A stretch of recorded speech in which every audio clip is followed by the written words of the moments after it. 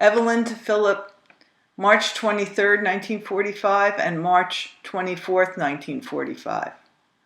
Dearest Phil, as you may have noted by the date line, I attempted to get this off to you yesterday, but as the fates would have it, I did not get the opportunity to write it all. Adele kept me busy until the wee hours, and I was too exhausted to as much as think of writing. Today I received your V-mail of 15 March, and thanks so much for the early birthday wishes. I'm kind of tired again this evening. It's very late, and I have the time of my young life getting our daughter to sleep. There simply is no sleep in her. She went to bed. She was in bed at 8:30, and actually went to sleep about 10:30. This morning, after interrupting me once during the night, she was up at 7:45. She hardly slept during the day, but I'll be darned if she'd go to bed this evening. It's just about 10 now, and she's just dozing off. When I got back from work, I got her carriage, and Faye and Ruth, the girl who lives with her now, took their kids, and we walked to Broad Street. I had Adele out all afternoon, hoping the fresh air would aid in promoting sleep. Oh yeah, all I did was tire myself. I'm exhausted, but she's just loaded with pep. Wish she'd give me some. I could do with a little extra. My dad has been bringing me in a chocolate square with raisins in it as a dessert after lunch, and it was so good that I prevailed upon him to get me a whole box for you. Consequently, he recently purchased a box of 24 bars and was fortunate in getting a large Hershey bar. I'm trying to accumulate some chiclets, and just as soon as I have a fair-sized package, it will go off. It might interest you to know that I deposited the $10 gift from Seymour to our account and bought a $25 bond this month. Ann, the bookkeeper, used to work for a beauty concern and got me a whole pint of cream shampoo that only the beauty shops use at the wholesale price of $1.50. It has a lovely perfumey smell, and I've started to use shampoo instead of soap as formerly on Adele's hair. It's really good stuff, and I love the odor. When I wash Adele's hair with it, she says, "Mommy, it smells like perfume."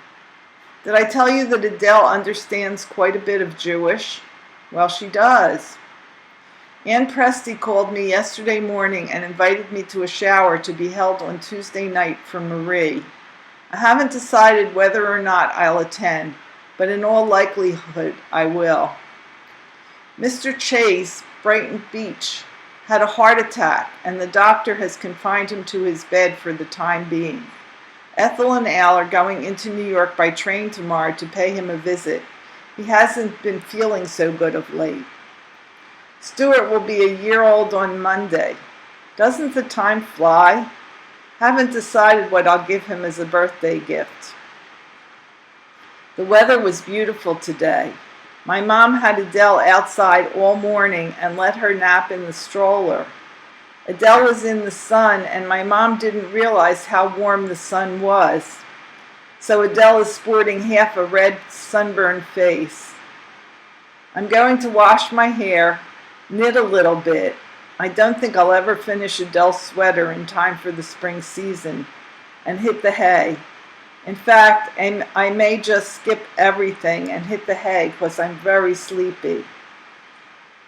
So it is that very sleepy, quote, girl, end quote, says goodnight to her boy and tells him, oh so tenderly, that she loves him deeply and wants him to be close to your Ev. Philip to Evelyn, March 23rd, 1945. Darling Ev, just got back from the Aero Club, where, together with Klein, Bloom, Weinstein, I enjoyed a real American feast. Many thanks to that swell package I received from you the other day. Klein wangled a dozen eggs from a farmer, so while he fried the salami, I beat up the eggs to fry with it.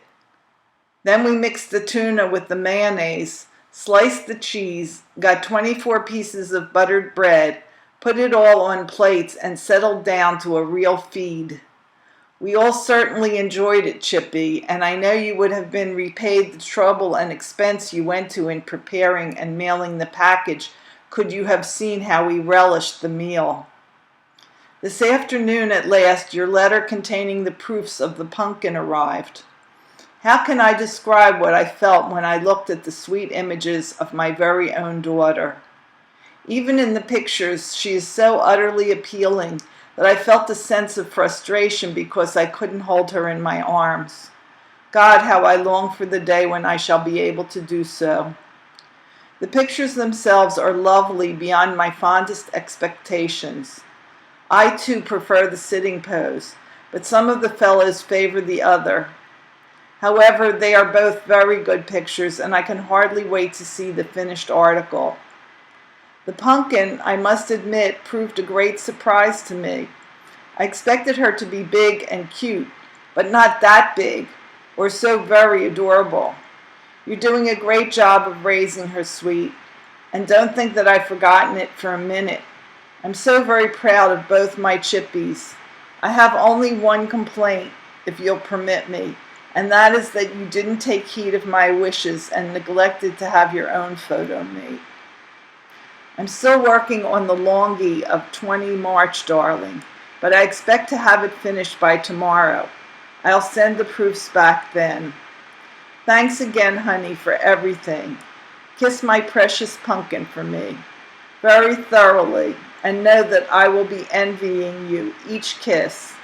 I adore you both, my adorable girls. Love to all, your devoted Phil.